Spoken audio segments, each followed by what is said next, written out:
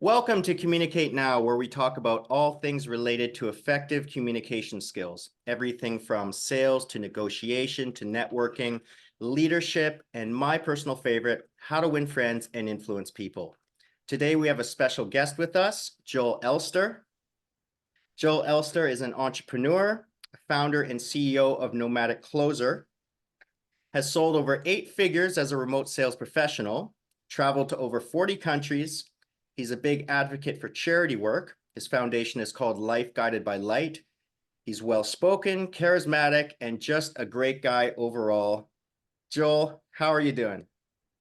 I'm amazing. I'm amazing. Thanks. Bro, listen, before we jump into things, I just want to congratulate you, brother. Thank you. Getting out there, jumping onto these interviews.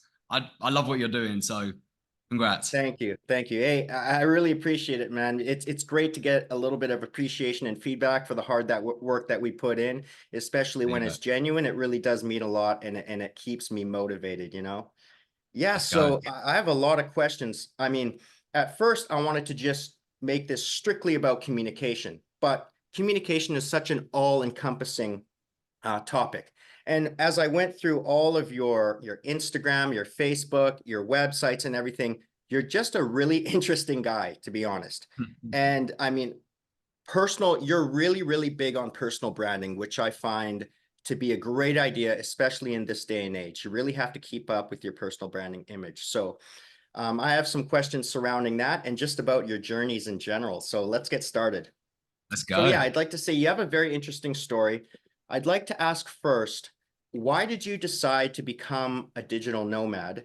And how did you manage to transition into that? Very good question.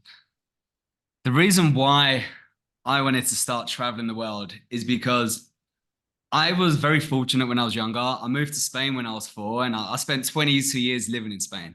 Oh, wow. So, if some people think, well, how can he run Nomadic Closer in English and Spanish? I'll speak Spanish. But what happened was, I actually was quite fortunate that I started working on a beach club when I was 16, and I started making more money than my parents. And all of a sudden, I'm like, well, if I'm making more money than my parents, they can't tell me what to do anymore. So I'm not going to go back to school. So from the age of 17, I started traveling. And I thought, oh my God, the more I travel, the more I get to understand different cultures, the more I understand that every culture communicates and reacts differently to things. Because I always thought people from this country are rude because they don't ever say thanks. People from this country are boring because they don't know how to smile, but they don't know any different. So then I kind of started getting really obsessed with like different cultures and communication.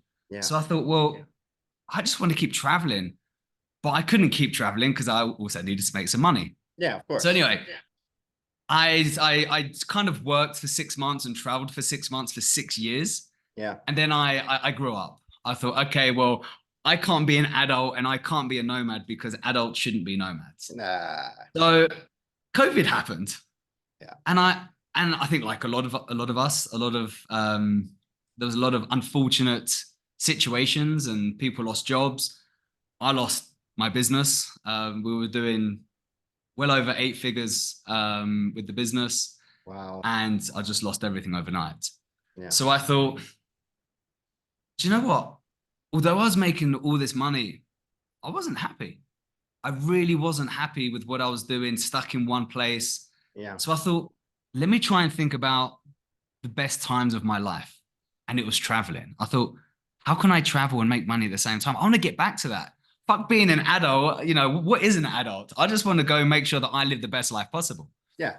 So I thought, okay, well, what can I do now that I've lost my business? I'm crazy amounts of money in debt.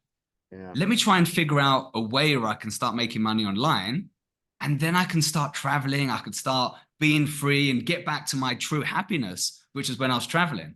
So that's kind of how I started my nomadic journey. And I just the first the first job I had was a marketing agency. I Okay. saw I saw this ad during COVID, and it was a guy drinking a coconut in Bali. And it was like, hey guys, I'm in Bali. Have you ever thought about living location free while drinking a coconut in this beautiful place called Bali? Click this button if you want to learn more. So I click the button. I'm like, I want to be that guy. That's me. That's where I want to be. Yeah. Click the button, and he sold me a marketing course. So for the next 2 years, I had a marketing agency. So I was selling in Spain to dental clinics, and I absolutely hated every minute of it Yeah. because clients were never happy, especially with doctors. Doctors don't know how to sell, so the leads were never good enough. And I thought, are the leads not good enough, or they just don't know how to close? So I started closing the deals for them. And I thought, I actually like what I'm doing here. Let me see how I can actually continue learning how to improve my sales skills. And all of a sudden, I found this whole online world of remote closing. I thought, that's what I want to do. Yeah. That's exactly what I want to do. So then the only issue is back then I was still 26 grand in debt. And I'm like, how am I actually going to afford to jump into a course? Yeah. I don't have the money. But then I met a very good friend of mine, Bill Walsh, who was before working for Seventh Level. And he said something to me that completely transformed the way I actually looked at money and investing. And I just want to quickly mention this. I said, Bill, like, I really love, what you're offering. I really want to improve my skills and my communication so I can make more money and travel, Mm. but I can't afford it. I'm 26 grand in debt. I can't do it. And he said, that's not a problem. He said, if you did continue the way that you're doing things now, how long would it take you to get out of debt? I said, I don't know, 8 months. He said, it's probably longer. Let's say 8 months. He said, if there's a way where you could get out of debt faster, would you like to have that conversation? Yeah. Okay. And then he said, have you ever considered going into more debt to get out of debt faster? And I'm like, bro, this guy's fucking nuts. What's he talking about? Going into more debt? No. He said, but if there was a way, would you want to have that conversation? Yes. Had the conversation, managed to raise money from my great uncle, my grandma, and my mum. Mhm. Got the money, invested, out of debt in 3.5 months. Yeah. So that's how I kind of got into the whole thing. Wow. And well, obviously he must have seen something in you. Obviously he knew that you must have been a hard worker and you had the right attitude and you were disciplined. I'm sure that's part of the reason why he took you on. Was it as a student? He took you on as a student? Correct. Yeah. Yeah, that's right. I've seen an interview of Bill Walsh. I actually interviewed a woman who interviewed him on her podcast. There's this big Nice. interconnected web of podcasts now, and I think it's awesome because I get to I love it. know some really great people. I think that's a very similar story to a lot of people. They saw an ad on television of someone drinking out of a coconut.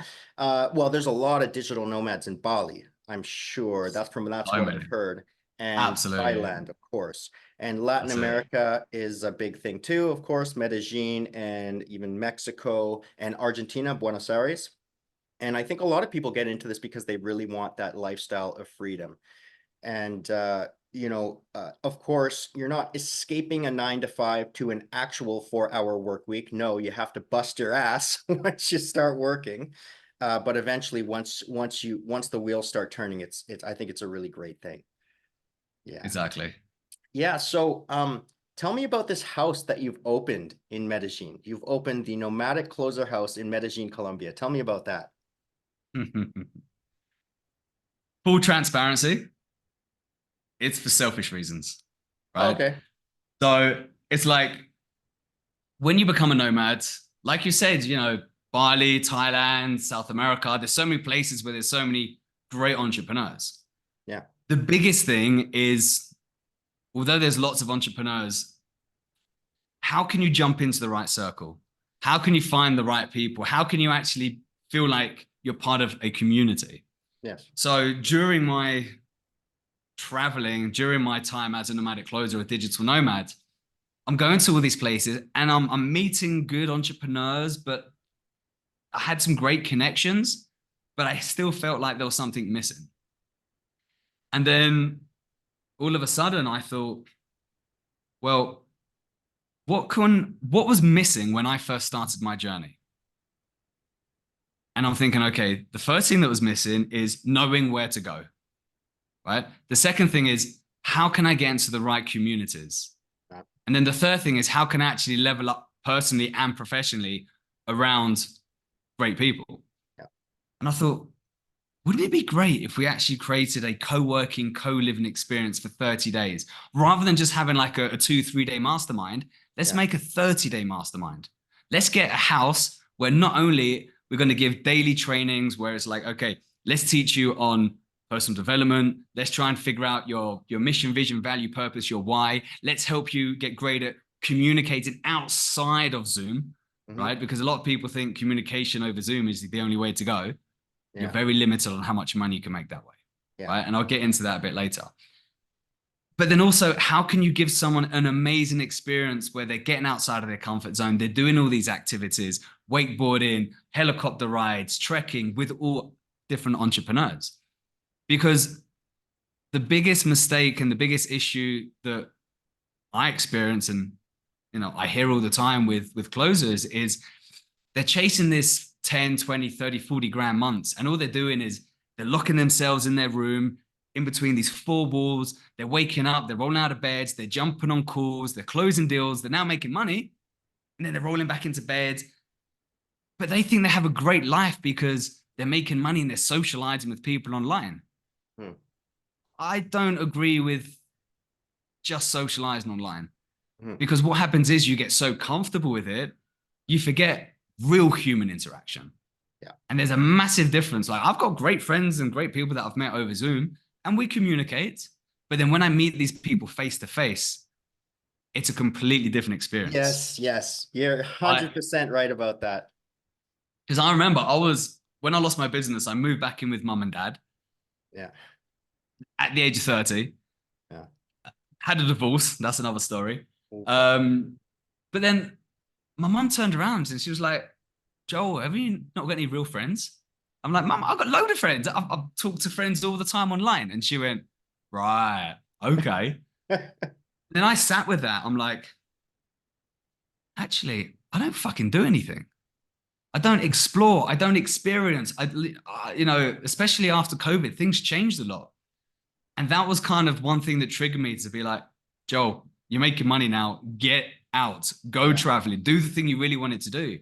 But sometimes people aren't as fortunate where they can't do it by themselves. They don't know where to go. They don't know what to do. So the whole Nomadic Closer house is helping closers get out of their comfort zone, getting them outside of the four walls and have an amazing experience that's going to change their life personally and professionally. Yeah. And, you know, I hear this a lot and I can picture it in my mind perfectly because I've traveled, you know, for months at a time to different locations. Traveling can get very lonely. It can sometimes feel very lonely and you need a quality network of people around you. Well, I won't just say network. You meet good friends around you and you need to have them physically in your presence. I mean, that's what as human beings, we've always been tribal creatures. Okay. That's how we exist. And I think it's just a part of our mental health. We need to be physically around people, not just speaking on Zoom, you know? 100%. Yeah. Just a small little recommendation there. Yeah. If you are going around traveling, you don't know where to go. Yes, you can stay in hostels, but hostels are a bit more of a party environment. Yeah. People can't really take you serious where you're going to make calls. Look for co-working, co-living spaces. Yes. That's the trick. Like right now, I'm in a co-working, co-living space. Got my own apartment. Downstairs, you've got co-working. You've got meeting rooms. There's 4 different meetups with entrepreneurs on a weekly basis. Upstairs, I've got the swimming pool, gym. There's a bar. There's coffee shop. There's a restaurant. And there's 46 apartments here. Everyone's an entrepreneur. Wow. Everyone's a digital nomad. So like the amount of connections and contacts you make in a co-working, co-living is insane. So again, incredible. When you start traveling again, look for co-working, co-living spaces. Yeah, 100%. That's what I'm going to do.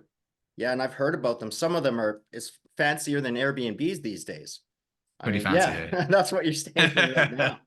All right, man. This is a really great interview so far. We got a lot more. So I've heard you say in your shorts that you've sometimes made more money from networking than you have from your own business. And now how does that work? I love this question and I get so passionate about this. Yeah. Let's go back again to what I was talking about. Socializing online, you know, we're building up connections. are we really building up the right connections? Because yes, you know, we can talk to some closers that can maybe give us an opportunity. Maybe they know a business owner that's looking for a closer. Great. You know, we're helping each other in the industry. But I've always been very, very interested in, again, how people think, how people do business. I always love going out and talking about business, right? Finding problems and solving problems. But that's what closers do, right? So in our day-to-day life, in our job, we want to find problems, we want to solve problems. But because I've always been so interested in other people and what they do, what I did is when I was in Bali, I was there for 2 years. Gym memberships there are like 350 bucks a month, right? But you know that everyone going there has money. Mm-hmm. So what you do, you go to gyms, or you go to places where you know that there's business owners that have money. You start networking, you start going to, you know, masterminds, and all of a sudden, you as a closer who's a good communicator, who knows how to find problems and solve problems, are actually speaking to these business owners, asking questions where the business owner thinks he has a little problem, but you're all of a sudden investigating and realizing that where he is now, or where she is now, to where they want to go, there's a huge gap. So all of a sudden, because you're asking the right questions, they're like, shit, I'm here. I need to get to here. Now, you still haven't sold yourself. You still haven't really said what you do, how you can help. But now you know that there's a big gap.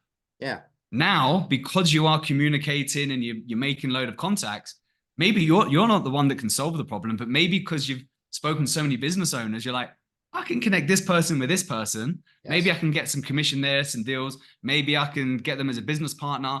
And all of a sudden, I've now become not a great communicator, but a great connector. Yes. And that's how I found all my business partners, all the different businesses that I have at the moment. So again, if you are a closer, get outside of your comfort zone, go to network meetings. And I just want to mention one other thing as well.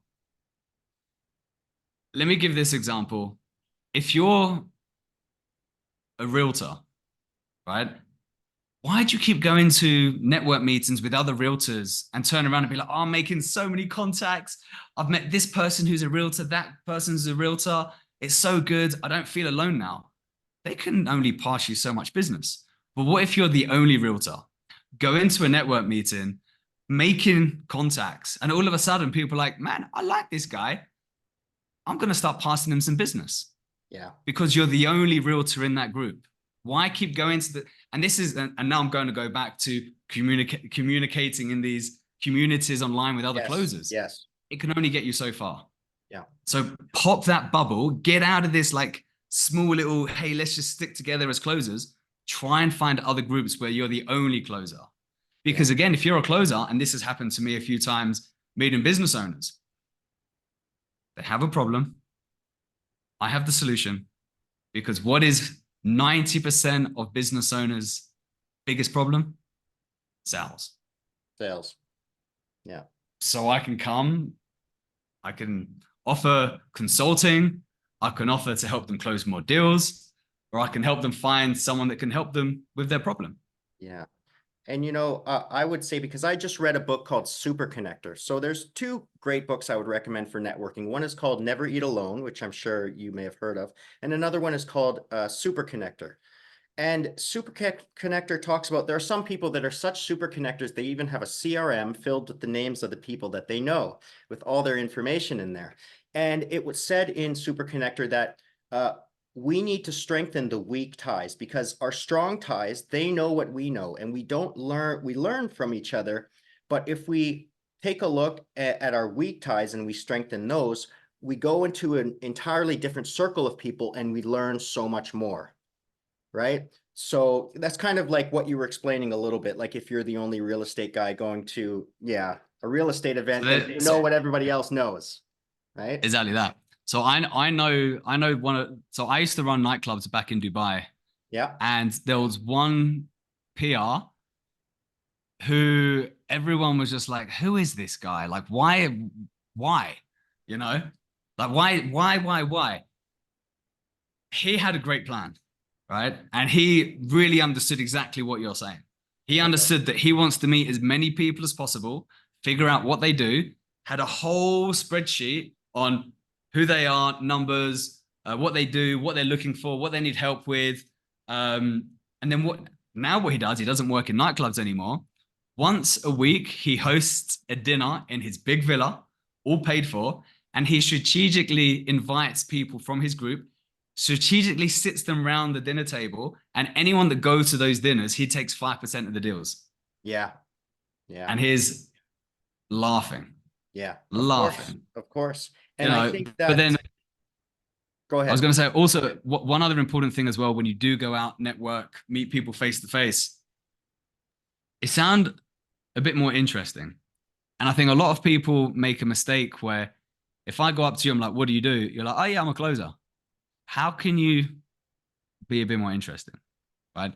The way that I do it is, first, I want to be the one that starts off the conversation, right? Because everyone likes talking about themselves. So being a good communicator, I can be truly interested in what they're saying, that they think I'm very interesting, but I'm not, right? So be interested, not interesting. Yeah. Right? Because if you're interested, all of a sudden, they're going to be like, I like this guy. He's asking me great questions. We're communicating. We're having a conversation. I want to know more about this guy. Now you've broken the ice, and the conversation just flows so much easier. And I have people, I mean, I've only been networking for about 3 months, but I've met so many different people. And I have guys that just start in a school and they reach out to me. They say, oh, Stephen, can I ask you 3 questions about the journey in your career? I said, I've only been in this for 3 months, but yeah, go ahead. And I let them know that they think that they have nothing to offer, no value to give. And I say that when you show interest in another person, they feel appreciated. And then due to the law of reciprocity, they start to appreciate you. So you actually do have something to offer, and you both go into that meeting. You encounter win-win scenarios no matter where you go. And so you don't need to be intimidated for the people that you're talking to as if they're in such a high status that you have nothing to offer them. It's not true. A lot of people just want to help too. Exactly. But also as well, don't just sell your services or yourself. Like sometimes you can just have a conversation and have no strings attached. Like if you go in too money hungry, or I want to try and make money from this person, you can scare them off. You know, build up that relation. And again, and this is going back to online, you can only build so much relationship in a 20-minute conversation or half an hour conversation with someone that you want to, you know, network with online. Meet them face to face. If things go well, you can meet them again, you know, so. Yeah, you can develop great relationships that way. Now, can you summarize your philosophy of sales when it comes to teaching your students? I like to say a lot of students, a lot of people in sales, if I turn around and I say to you, why are you in sales? What would you reply? Well, I would say I want to help people. But the thing is let's put a pin in it there for a second. Yeah, right? But that's what they want to hear. But it's because I want to make money and I want to be helpful to people is the honest truth.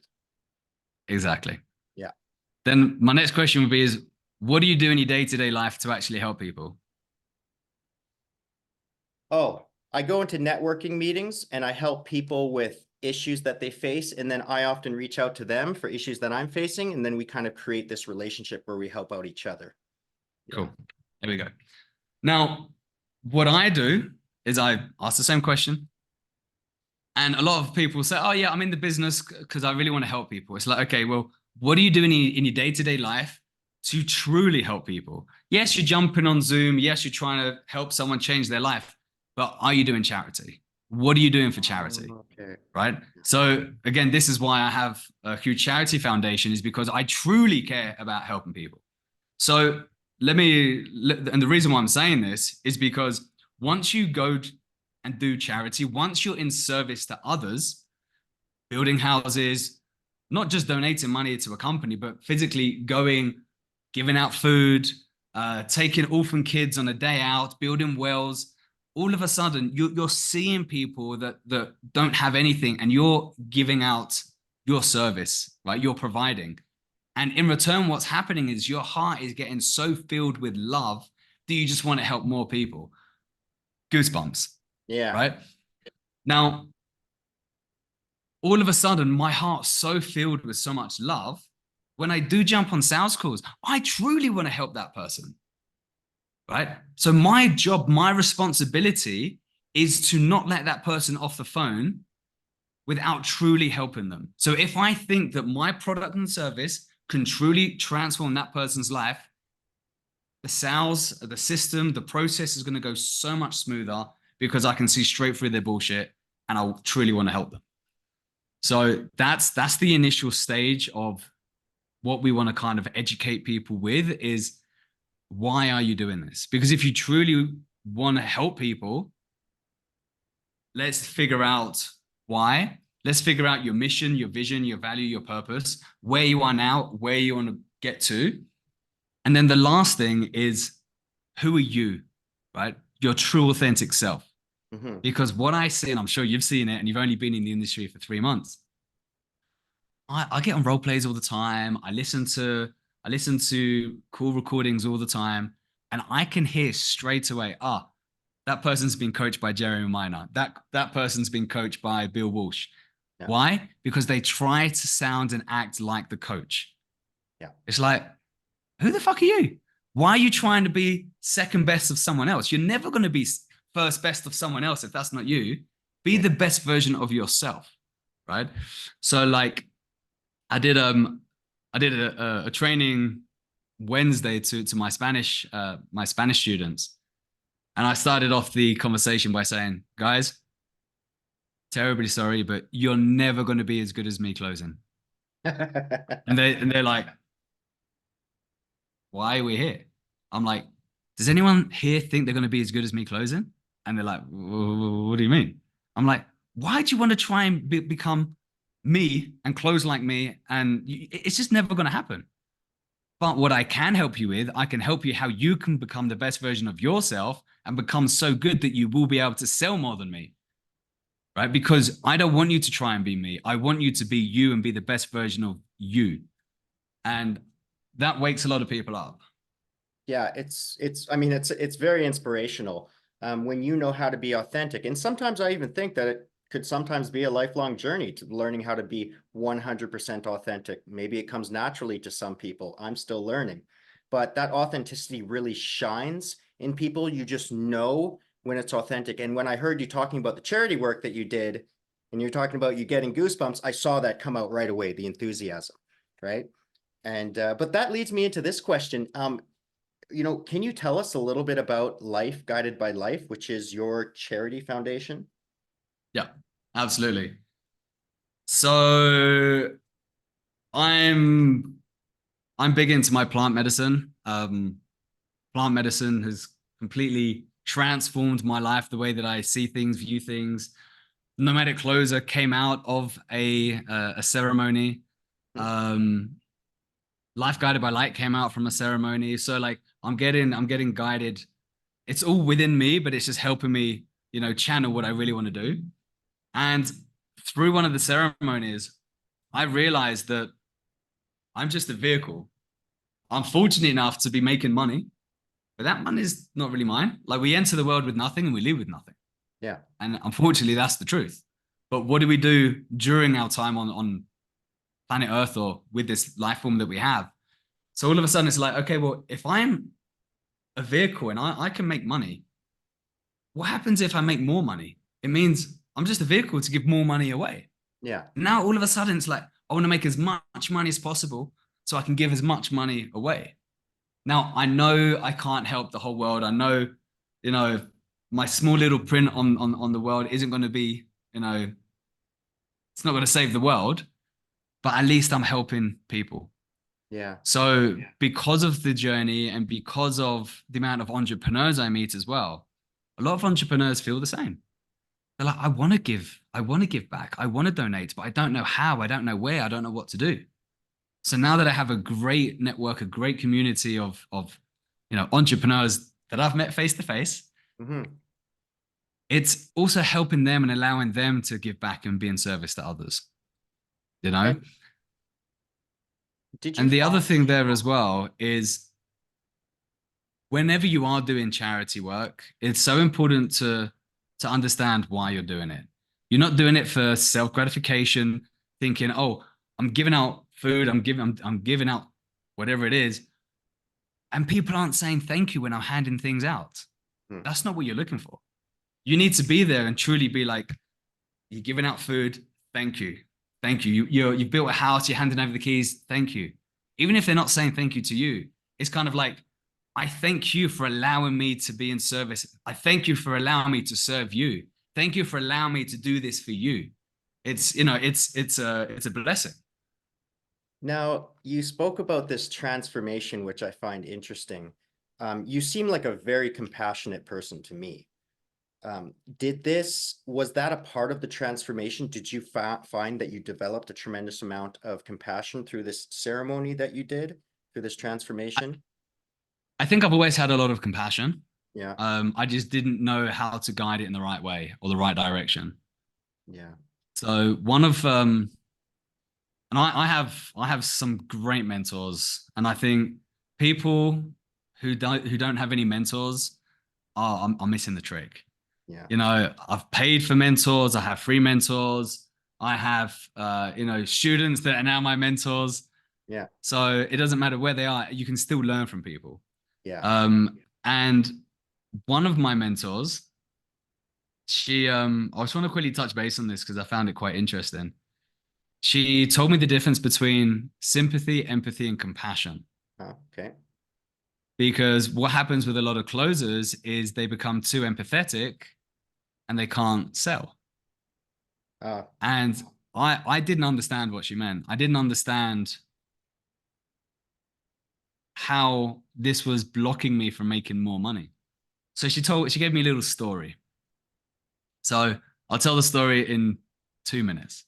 mhm. So imagine Stephen's walking along the road, walking along the streets on the way to work, and all of a sudden Stephen falls down a little hole, right?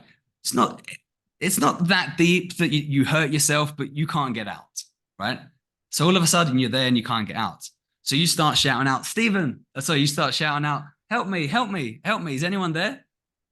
It's Stephen. I can't get out. Yeah, All of a sudden, John walks along. Stephen, is that you? Looks down. Stephen, how'd you get down there? Oh, John, I fell and I can't get out. But are you okay? Yeah, yeah, I'm okay. I'm all good. As long as you're okay, that's what's good. And then walks off, right? That is sympathy, right? okay, yeah, Now, same thing happens. You shouting out, help, help, anyone there? Anyone there? It's Stephen. I can't get out. Then Amanda walks along. Stephen, what are you doing down there? Oh, I fell down the hole. I can't get out. Okay, well, let me jump in with you. I'm there with you. So all of a sudden, now there's two of you in the hole. Amanda and Stephen are now stuck, but Amanda's now being there with you, wants to go through the pain with you to yeah, make sure you're not alone. yeah. Empathy, right? Now, third person walks by. I'm going to say me, right? So, Okay. third person walks by. So Joel's walking along. I hear two people shouting, help me, help me. I look down, I see the hole, I see Amanda, and I see Stephen. What are you guys doing? Oh, well, I fell down the hole. Amanda's like, yeah, I wanted to jump in to make sure that, Stephen was okay, keeping company. All right, well, give me a second. I'm going to go get a ladder and I'm going to get you guys out. Are you guys okay? Yep. Okay. Give me a second. That is compassion, Yeah. And it right? seems like compassion tends to be a bit more assertive than empathy. At least to me, it does. Yeah. So then if you're too empathetic during sales calls, what happens is sometimes it's hard to take the authority side of the call or the authority status, that it's hard to get people to truly take action, to Yeah. truly help them. Yeah. So that's a big lesson that I learned. Yeah. No, that's such a great that's such a great story. I love it. As soon as you were talking about empathy, I knew Amanda was going to jump in the hole and they were both going to be stuck in there, because I've been that guy before where I overextend myself and then I get stuck with the person. I I love want to it. talk a bit about personal branding, because you have a great personal branding. I mean, you have your Instagram, you have your Facebook, you have the Nomadic Closer websites. Do you have a Twitter? I mean, you got a lot of stuff out there. Yeah. And how important do you believe personal branding is in this day and age of being an entrepreneur or a remote salesman? Perfect. One of the big things that we're doing in the Nomadic Closer house is we're building everyone their personal brand, right? So we have videographers, we have someone coming over to analyze your social media, how you can optimize things. Why? Because, okay, this is going completely against my recruitment agency, but how do we find the best people? The best people already have jobs. Yeah. So if we have, so when we get a large client on, we go headhunt. We go look for people that already are in jobs. How do we find them? Yes, we have our huge database. Yes, we have relationships. But if someone's on a daily, weekly basis, smashing out content, giving value, I'm like, yo, I need to talk to that guy or that girl. They seem great. And then that's how I find people. Because if you're the best closer in the world and you don't have any social presence, how can I headhunt? How can I find you for an amazing offer? I don't know who you are. Yeah. So it's so important to get yourself out there, right? Share value. It doesn't matter how new you are, right? Look, let's take you for example. You said you've only been doing this for 3 months. Yeah. You've shared so much value, bro. Like I'm so honored to be here with you because you're providing so much value for so many others. Like you've already got your personal brand out there, and I congratulate you for what you're doing. So you're a prime example. Yeah, I think it's amazing, and a lot of people tend to be, and I myself too, staring at a pinhole in a camera, trying to talk to the camera felt like the most awkward thing, and putting myself out there and becoming visible and having a digital image felt very awkward to me. I've never really been a shy person, but I've never wanted to put myself out there like that. And so that's something I really had to get over myself. And I'm telling a lot of people in my network that are just starting that, you know what, things are changing. You have to jump into a personal brand now. You may as well start now because it's really going to pay off in the future. I want to mention something. So we're just about to launch our Spanish Sales Academy 2.0. Yesterday, I was meant to record 8 videos and I did fuck all, right? Why? Because I procrastinated. I don't like doing videos. It's uncomfortable. No matter how many times you do it, it just gets a bit uncomfortable. Yeah. So then I spoke to my personal brand manager and he said, Joel, look at all the content that you're launching. What are they? Clips from podcasts. So why, if that works so well, why are you trying to change it up and speak into a camera and trying to do something? People love what you're doing. You're getting great reach. People are reaching out to you because they've seen one of your reels, and it's just literally like just cuts of podcast. So why don't you do that? I'm like, oh yeah. So now the 8 videos that I'm going to do, I've literally got a friend coming around tomorrow, and it's just going to be a podcast style where all the questions that I wanted to do is just going to say, okay, so question number 1, and I'm just going to not even think about it. I'm going to say what I need to say and use it as the content. Yeah. Easy. We overcomplicate it. So like what you're doing now, there's so much content you can just clip out, create, post. Wow. I know, it's brilliant. And with these days, AI is becoming more and more powerful. There are AI programs where you could just take this video, load it in there, and then it will come out with all the best cuts, and it will have subtitles. It'll make it look really good. So it's going to get easier and easier to do personal branding with your own content. So yeah, I thoroughly encourage anyone watching this, the audience here, to start on your personal brand. So there's just one last question before we go that I wanted to ask you, because there's a lot of people that are going to be watching this that are brand new in their journey in networking and remote sales or entrepreneurship, or people that are pushing themselves really hard, but they just feel stuck. So what advice would you give for someone that's just starting out, or someone that's working hard but feels a bit stuck? What advice would you give to them for learning how to network?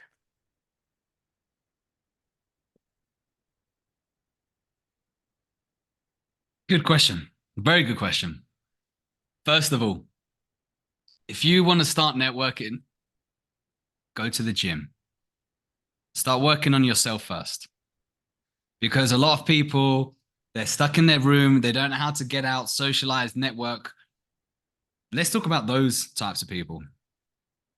Go to the gym, start talking to people in the gym. Now you're getting a bit more confident. All of a sudden, you can go into Facebook groups. You got a Meetup app, and you can be like, oh, okay. Well, what kind of people do I want to meet? Where do they hang out? Are there Facebook groups? Because Facebook groups doesn't particularly mean that you're going to hang out online. It's face-to-face networking groups. So to give an example, when I first got to Medellin, first thing I did, I sent a message to a buddy. I was like, are there any WhatsApp groups with entrepreneurs? Added me, 879 entrepreneurs in that group. Yeah. Right. Started having some conversations. Then from there, they invited me into a 7, 8, and 9-figure entrepreneur WhatsApp group. Started socializing, networking with them. Yeah. But then if you don't know how to do any of that, go to masterminds. Masterminds. 80% of all my clients comes from masterminds. Really? Yep. 80%. It's huge. It's a huge number. That's great. And for anyone here watching, you know, that finds, I mean, of course, take Joel's advice. And if you're struggling or if you feel as if you have nothing to offer, it's not true. There's leadership qualities within every single one of us, whether you realize it or not. Put yourself out there, step outside your comfort zone. People are more helpful than you might realize, and you have more to offer than you might realize, you know. So a lot of people watching this are going to be coming from various Facebook groups that are just starting out. And I really want to give a lot of motivation to those people, because it's difficult in the beginning. It really is, you know. Just 2 things to be careful with. Yeah. Do not ever send someone a message saying, hey, I'm new in the space. Can you help me find a role? Yeah. I am not going to reply. I'm sorry. I'm not. I'm not going to reply. Yeah. Why? It's not because I don't care about the person. And like I said, I do want to help people, but I get over 50 of these messages a day. Yeah. Right. So that's why I have a VA. The VA will reach out. It won't be me personally. Mm-hmm. If you give me a compliment, all right, I'm going to jump on a call with you. Like, everyone likes compliments. Everyone likes a compliment. Yeah. Forget about, hey, you know, I'm looking for a job. Can you help me? Easiest way to break the ice, give someone a compliment. How can you get good at that? Do a challenge. For the next 30 days, go out and compliment a stranger, whether it's in a supermarket, whether it's in the gym, whether it's walking down the street. Give someone a compliment every day for 30 days. If you miss one day, go back and do it again. That's going to help you start getting outside of your comfort zone, get confident in complimenting, because you don't want to walk up to someone and be like, oh, you have nice hair. I'm bald. I mean, you know what I mean? So it's like, just get good at complimenting. That's probably the easiest way to break the ice. Yeah, that's right. And after this, I think you're going to get about 100 compliments sent to your Facebook right now. I can't wait. I'll be like, that's great. I know. I mean, we're only human. We love being flattered. We love being appreciated. You know, that's a part of winning friends and influencing people. You have to know that people want to be sincerely appreciated. You know, and I'll tell you who does really well at this. So again, you're in JD Daly's community. I think Hunter is probably one of the best guys out there that knows how to compliment. I can't fault the guy. I love what he does. Yeah. So shout out to JD and shout out to JD and a shout out to Hunter. And to Hunter. Yeah, and there's a lot of great people out there. And hey, man, this has been such a great interview. I'm going to wrap it up right now. And we learned so much. I think this is really going to help a lot of people. It's a lot of inspiration, a lot of motivation, a lot of great information of what and what not to do, you know, to help people get on their feet and move, you know. So I'm going to just wrap this up right now. We'll wave goodbye to the camera. There we go. Thanks everybody for attending. Thanks for having me, buddy. Yeah. Well done. Great.